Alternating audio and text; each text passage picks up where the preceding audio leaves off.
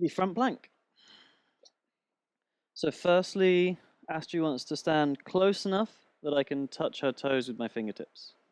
So I stand tall, just a regular standing, no weird position. And I'm going to place my feet, finding the balls of my feet to the hip bones.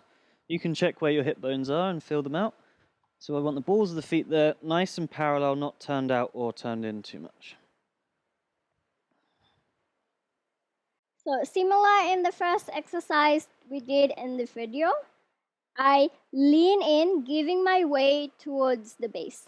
So I'm bending my knees and receiving here, and then pressing back to the standing position. I'm careful not to push too far here, or she might fall backwards. And also as a flyer, try not to help the action when you're coming back to stand. Exactly the same motion as the stick in the mud. This time just using my feet instead of the arms. Okay, when we feel good, Base can put his hands up and out to the side, straight arms, fingers out. Flyers, fingers together, facing forward. We do the same calibration. We connect the hands and push back. Like we're doing a high five or 10.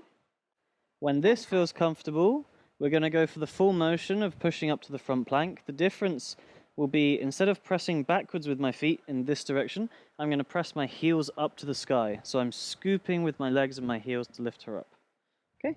So I lean in forward, our hands connect together, I keep my shape. Nice. You can grab and hold the hands, or you can leave them open as long as they're pushing here. So really important things we want to find here is the stack position. So we're finding the hips here stacked directly above my hips, or essentially creating straight lines for my legs. It's okay to have a little bend if you have tightness in your hamstrings, but keep maintaining their hips above your hips. The same, the stack line that we have on our arms, my shoulders in one line with his shoulders. This is what we call alignment and stacking bone. Yeah, so we touched on alignment at the start. The reason for this is if we're bent, we're using a lot of strength now, and it's a lot of pushing work, and it's very difficult to maintain and hold stability. So we want to find those nice, straight, stacked lines. Okay? Another tips for the flyer, pressing a lot towards the hips, to the feet, and lifting the chest up. Think about doing a salambasana, a locust position on the floor in yoga. Okay, and when we want to come down, we say down, Down. and we reverse the direction that we went through already. Really good? Okay. Let's do the spotting. Yes. Right.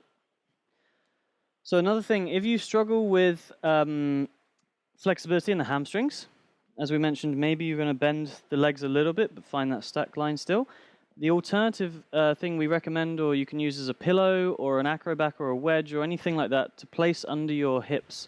So it goes under your sacrum here, the flat bone in your hips at the back. And this gives you extra padding, support, and also eases the angle and work on the hamstrings. Exactly.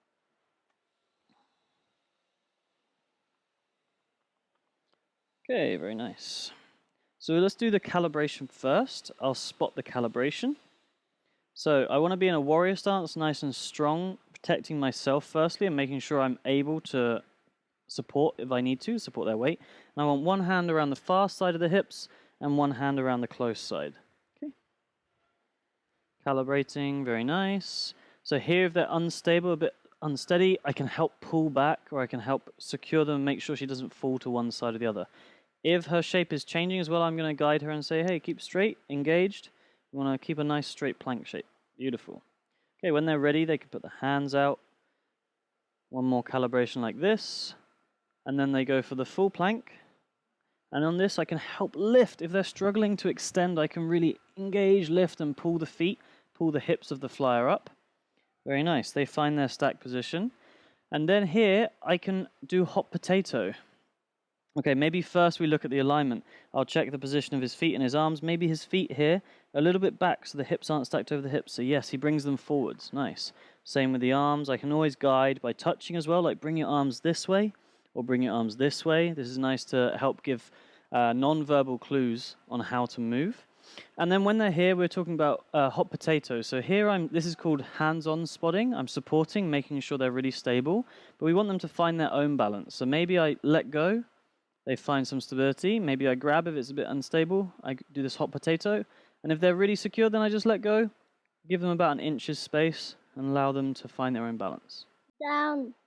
Nice. On the down, we support down until they're safely back on the ground. Nice one. Okay.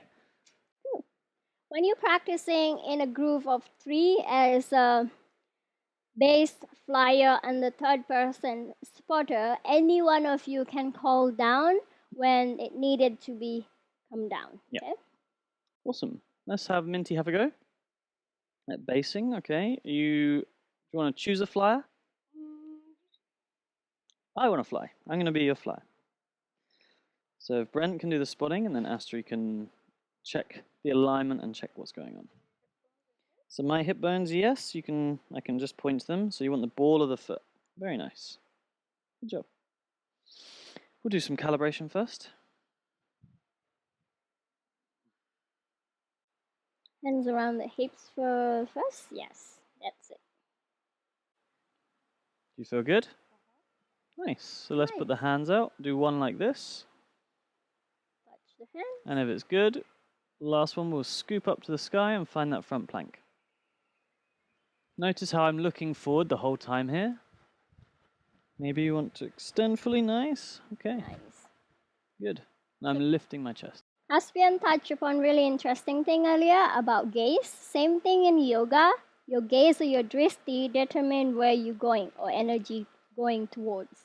So if you're looking down, then the energy seems like gonna come down. It feels like scary this. for the flyer. So where you look and determine where the energy goes. Okay, good job. Let's go down. Nice. Nice. Super good. Let's switch the roles around.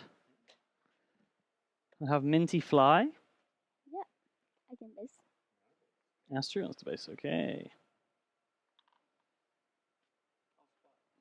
All right.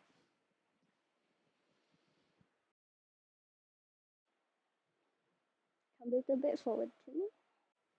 So Astrid was just asking her to step a little bit closer so she can touch the toes of the fingertips. Just makes it easier. Another tips for you wants to start basing and you don't have long limbs and etc. This is another tips that you can do. Ask your flyer to step wider. Okay? That makes the hips of the bone come closer towards you. So especially if you have a flyer that's much taller than you, this is a good practice. Same thing, we do calibration first.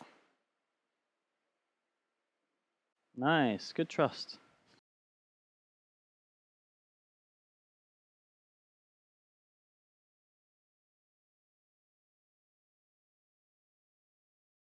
Then we come up. Nice scoop. Beautiful.